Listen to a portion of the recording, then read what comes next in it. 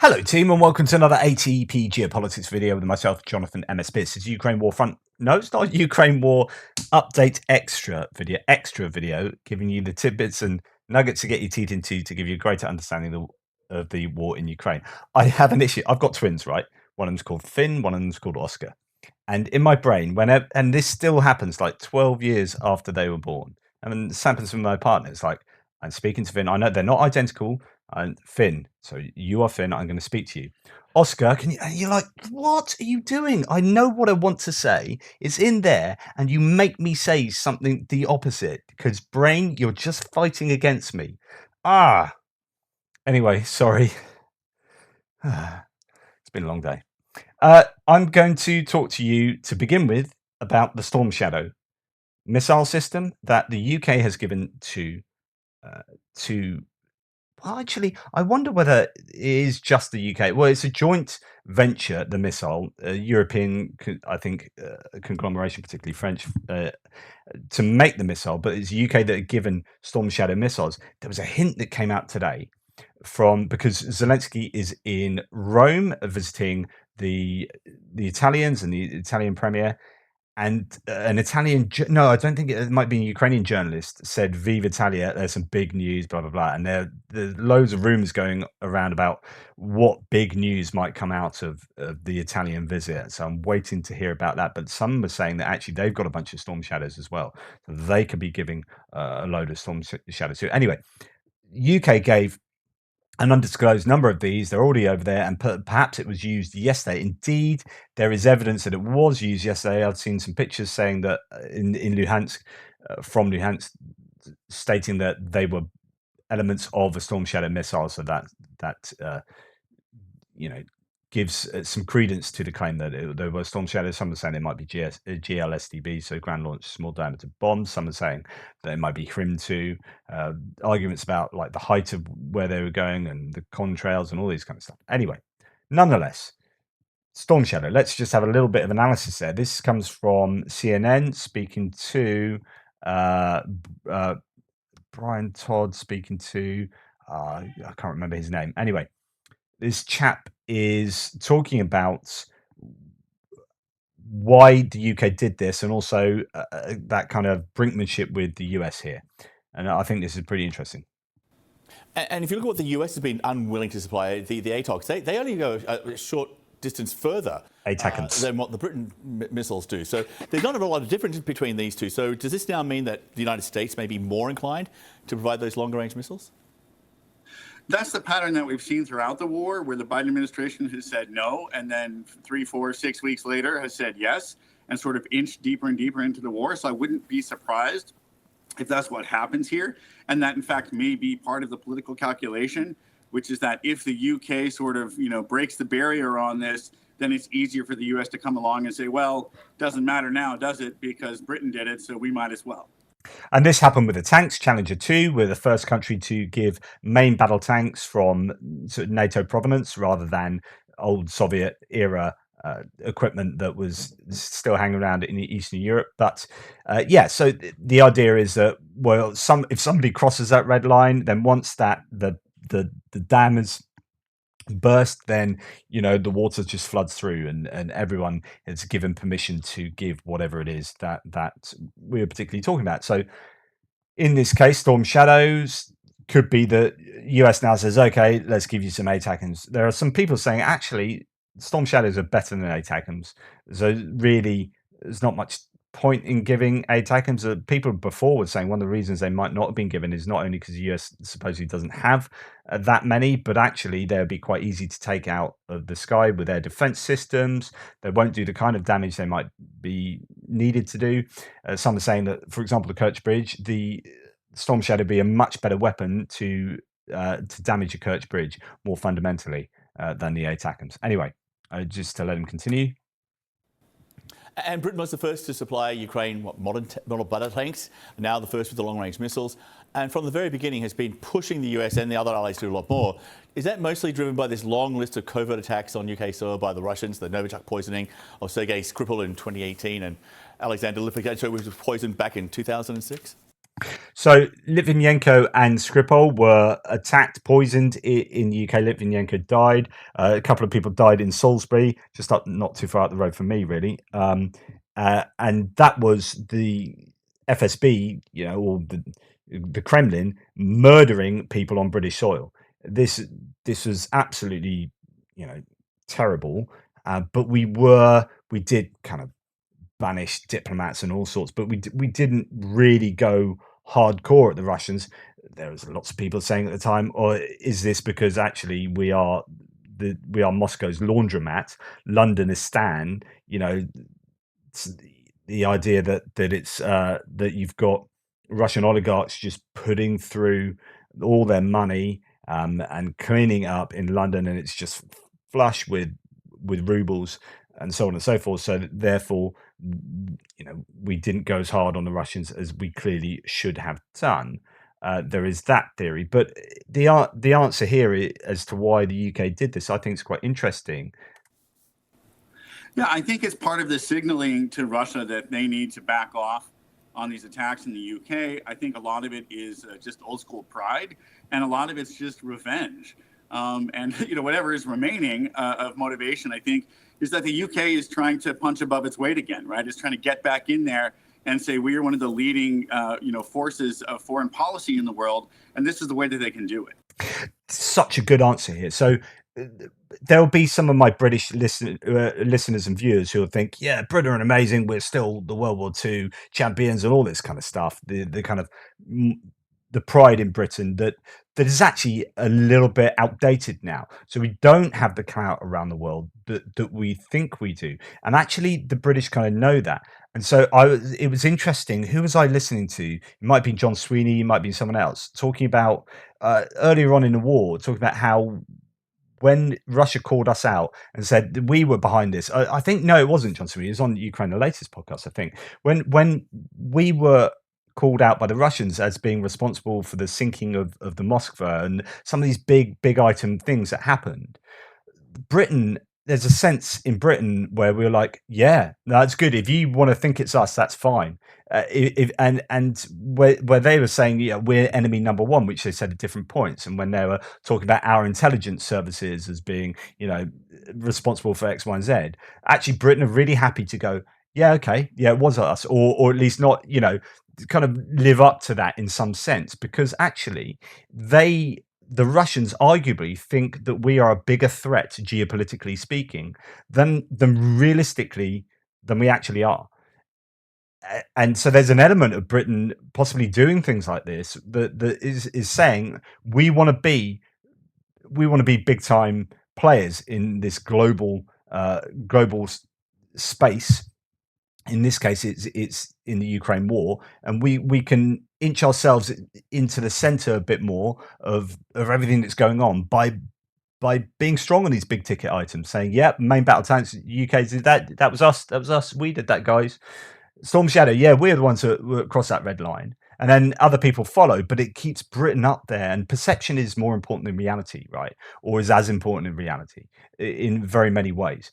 And I think there is an element where Britain is happy to punch above its weight, as he says there, because actually that will serve us in these geopolitical tussles and this kind of brinkmanship that takes place going forward. So I totally agree with that. And actually, I'm going to leave that there. I just thought that was definitely an interesting little explanation from your man, who I don't know his name.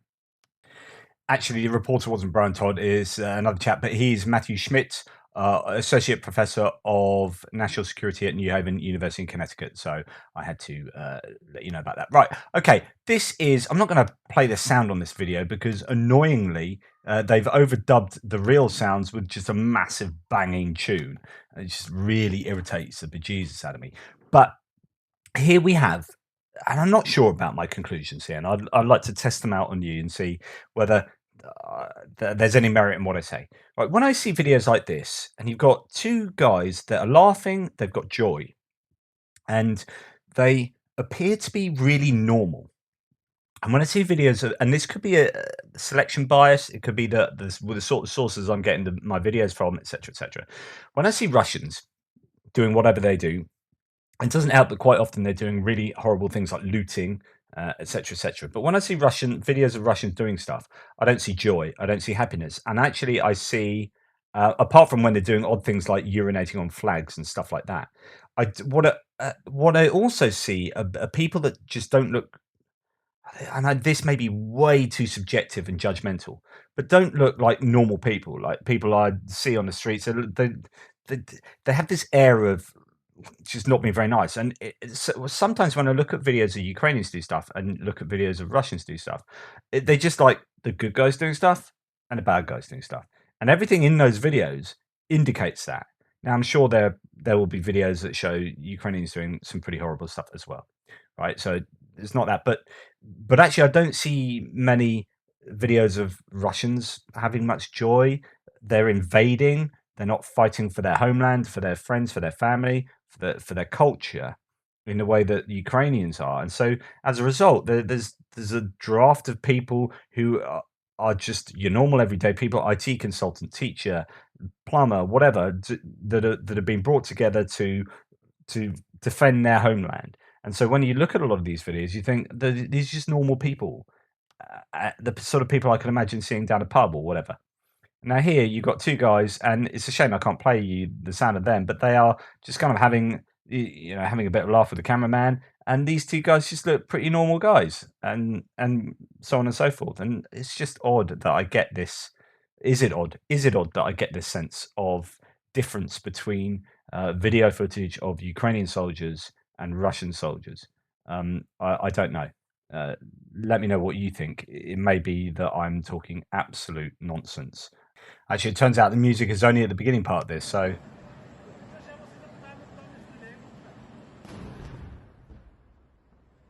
Братан, мене волну валеє!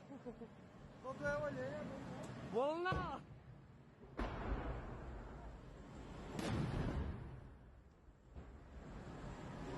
Броник надень, блядь!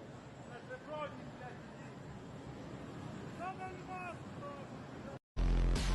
So I don't know. Tell me if there's any merit in what I say, or is it just my baggage I'm bringing to this evaluation, the luggage of my pro-Ukrainian bias, or is it the types of people who've been drafted into the war for Russia? You've got convicts. You've got maybe, I don't know, different areas of society. Am I being judgmental about how people look and what sort of people I think they are, etc., etc. Anyway, to move on. Now, this is a video that annoys me, and I've seen this a number of times. Now, I'm not saying that a Panzer S1 wasn't blown up here, but so Rob Lee here says video of a Russian Panzer S1 air defense system destroyed by Ukraine's 45th Artillery Brigade in Bakhmut direction.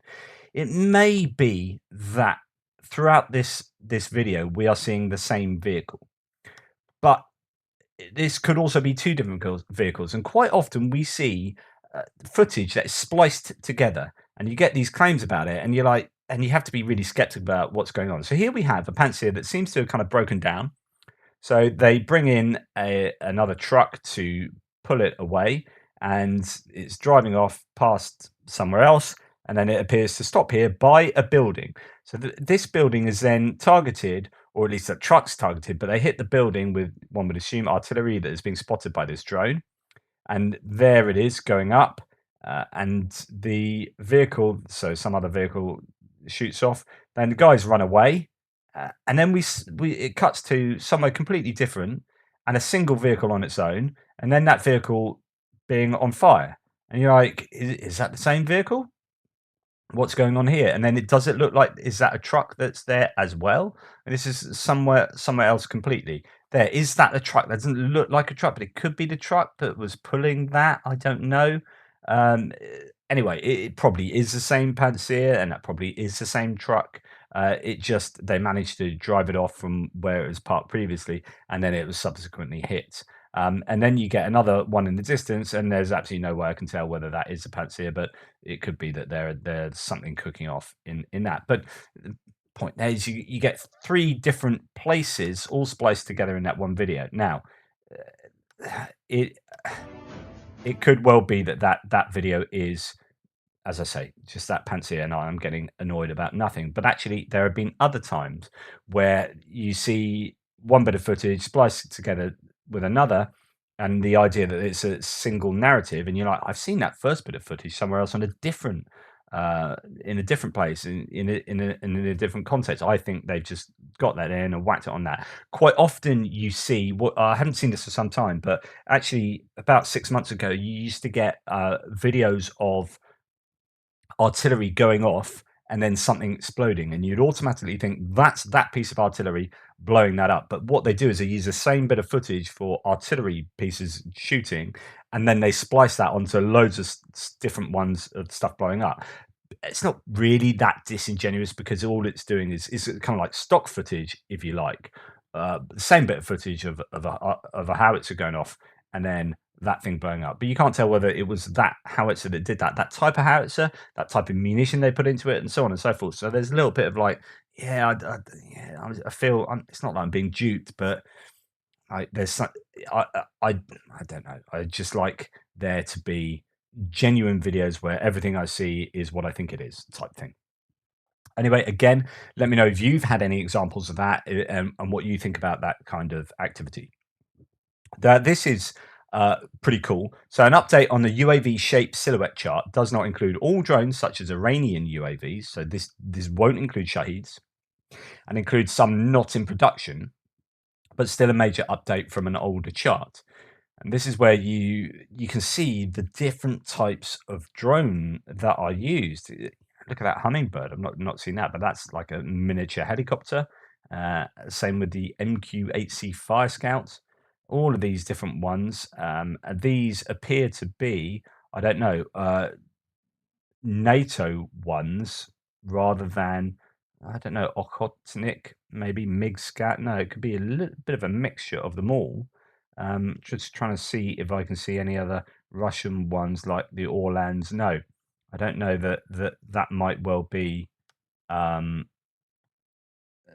Western ones, and this is an older one here. So yeah. Anyway, but the interest for me is just the different types of drones. You look at that soaring dragon. I mean, goodness me, and I wonder.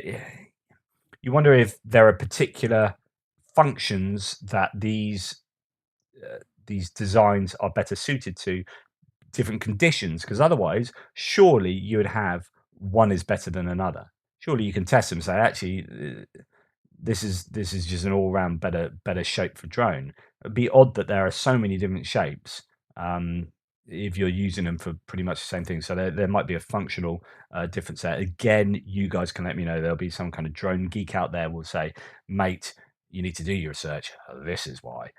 There's only so much time in the day, so I'm going to rely on other people to input that information into my brain. Right. I've talked a lot about how the Russian defense export industry is going to collapse. It will go into freefall. I'm fairly certain it is in freefall. Traditionally, the US and Russia have been the two biggest exporters of arms. US by quite a long way, then Russia, although recently, and that's what that graph shows, recently Russia did overtake for like 3 months of a year, a quarter of a year maybe, or something at some point recently, but generally it's US, Russia, and then you have France, UK, China a little bit, and so on and so forth. This is clearly going to change. I've talked about South Korea moving up the charts. They were in 8th. I'm sure they're in the top 5 now. I would have thought, and Russia are going to just drop. I'm pretty certain they're going to drop out of top 10. I don't understand.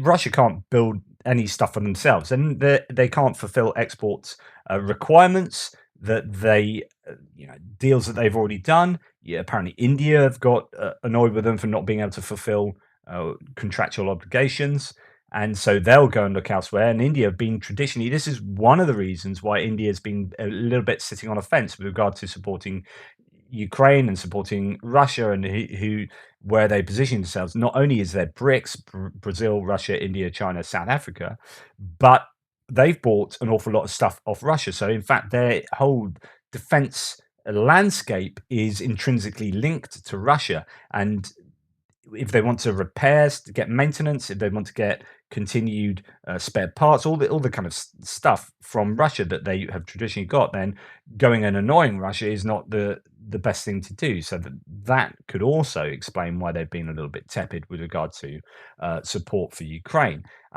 But it appears that India is now starting to look elsewhere for their own defense equipment. People are making their own. So China has now started to make their own rather than buy from Russia. And this trend was starting to take place before the war, right? So this is perhaps a long time in coming, as certain nations like China have got big enough to say, "Hey, we don't need to rely on Russia.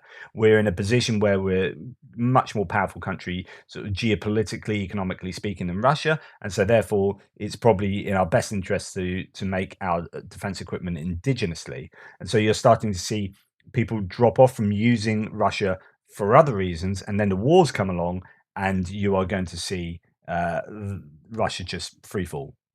However, in the past few years, Russia's arms exports have begun to decline steeply. In 2018, for example, Russia sold $7.2 billion worth of arms internationally. In 2019, this had declined to $5.6 billion. By 2020, it had fallen to $3.9 billion. In 2021, it hit a new low of $2.86 billion. Unsurprisingly, so you can see that trend was already happening before. And then added to what I've already said, of course, the war broke out and people have been looking at the performance of, relatively speaking, US equipment or Western equipment, German equipment, so on and so forth, Turkish equipment, and then looked at Russian equipment and said, well, actually, your stuff is really performing very poorly.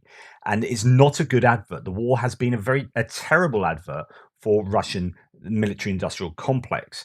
And that will be reflected in arms export figures.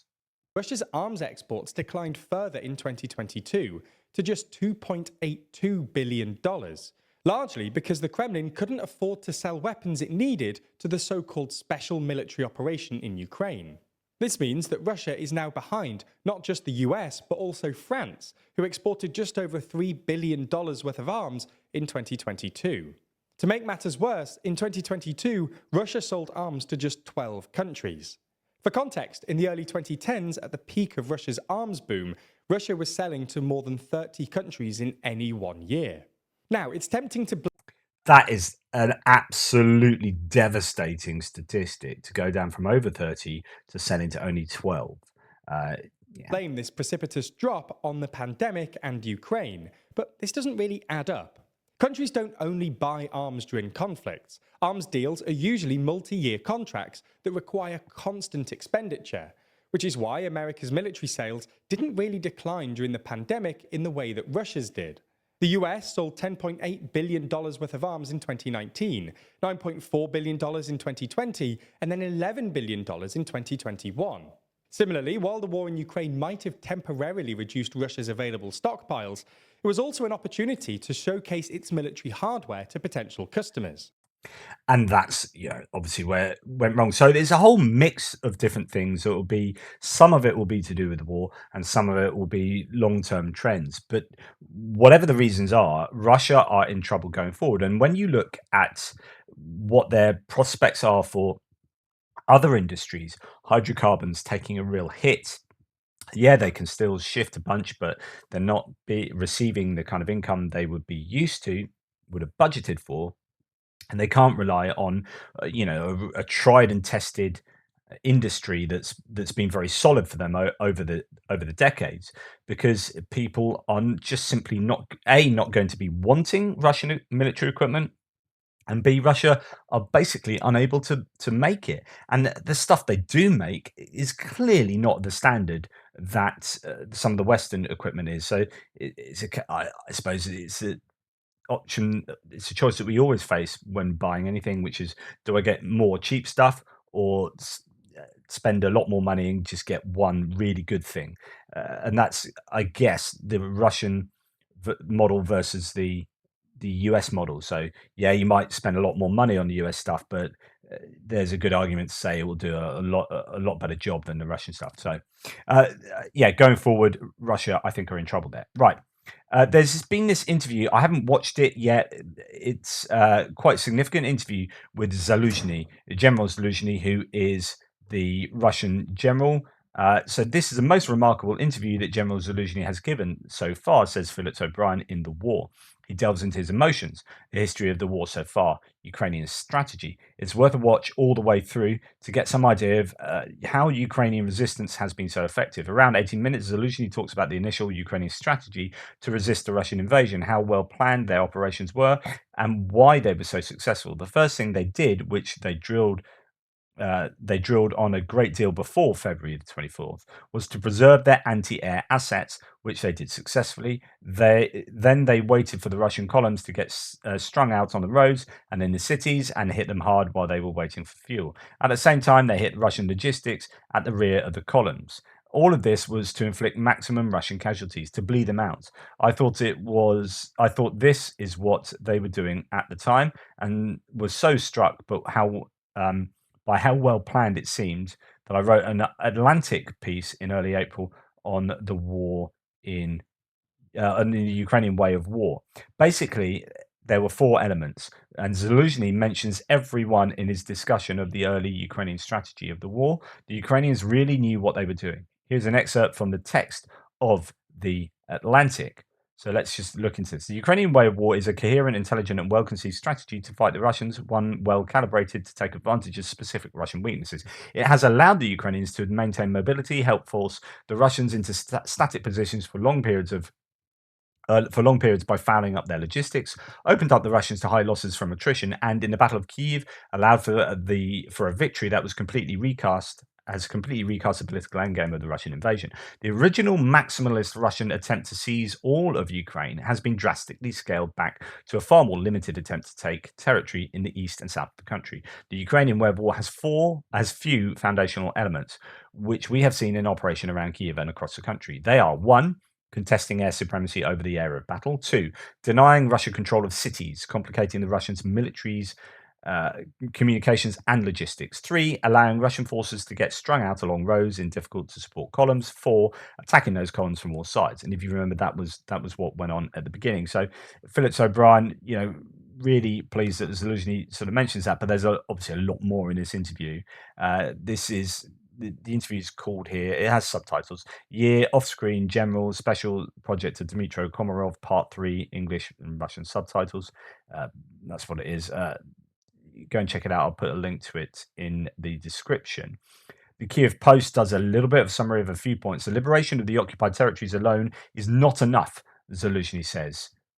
So it's not enough to liberate the occupied territories. Our victory is the complete liberation of the entire occupied territory of Ukraine. But that is not enough. Ukraine must do everything to ensure that everything that happened starting on February the 24th, 2022 never happens again. Human life. So that's to say that we need a really strong army going forward. There needs to be a sort of sustainability here in terms of the armed forces of Ukraine. Joining Europe, joining NATO, that will secure that region against further Russian invasion, further down the line. So this isn't just about thinking in the immediacy. This is there's a long-term goal here for Ukraine. Human life is the cheapest thing in Russia, he says. Such losses would deter any country from further action. I don't follow what Putin says, but only one in Russian military leadership, General Gerasimov. He is a smart, insidious, and unpredictable enemy. Interesting. There is still a long way to go to victory. I see how it can be done and what needs to be done, but I know for sure that there is still a very long way to go, a very long and difficult one. Okay, so I will try and watch that and see if I can glean any more nuggets from Zaluzhny. He is interesting to listen to. I've seen a number of interviews with him, and they have been really, really revealing. So I mentioned this morning in my news piece, and Thierry, who's a Frenchman, really great supporter of the channel, was saying, actually, don't be so sure about this being a change of rules. This will need to be voted on by the public and so on and so forth, and it's a recommendation, and etc., etc. But and I don't know if this is no reports misreporting this, but Switzerland approved the supply of weapons to Ukraine. Euronews reports both chambers of the Swiss Parliament voted for an amendment to the law on military materials. This will enable the transfer of weapons to Ukraine in the future. If that is exactly how it will happen, if that represents the reality here, then that is really super news. And it turns out that my misreporting this morning was possibly on point. Um, but actually, the Thierry was completely right. The article I was reading from was talking about recommendations, whereas this talks, and I'd have to go into the German article and do a bit of a Google translate and see whether this truly is reporting that both houses have voted, and that translates into actual action after that. So I'm sure Swiss people or people from that region can let me know. Oryx, who does the visual confirmation, visually confirmed statistics for the loss of equipment on both sides, recently brought out a summary saying actually Poland are given the most tanks, then Germany, then the Netherlands, then the US, and then did a sort of top 10. And obviously people have been hassling him to do this. And he goes, size. By popular request, the 5 largest suppliers to tanks in Ukraine are 1, Russia, 543 plus. In other words, they've captured so many Russian tanks that Russia are the biggest supplier of equipment of tanks to Ukraine, and then Poland with 325, then Germany 110, so on and so forth. So always worth remembering how generous the Russians are. And finally, yes, it is wildlife time again. And now for our wildlife section. The Ukrainians again hanging out with animals in the woods. We have seen a bunch of hedgehog videos. We have seen beaver videos. No, it's not what you're talking about. We have seen owl videos. And now here is a badger video. Tremendous.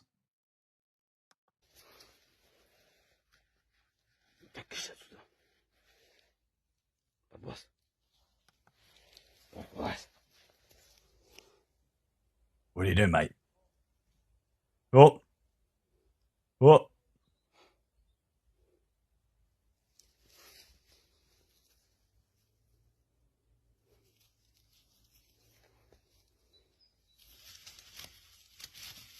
I think you might be a little bit drunk. So there you go. There is, and there is another one that I will show you here. Quite incredible. I presume this is the same badger a little bit later.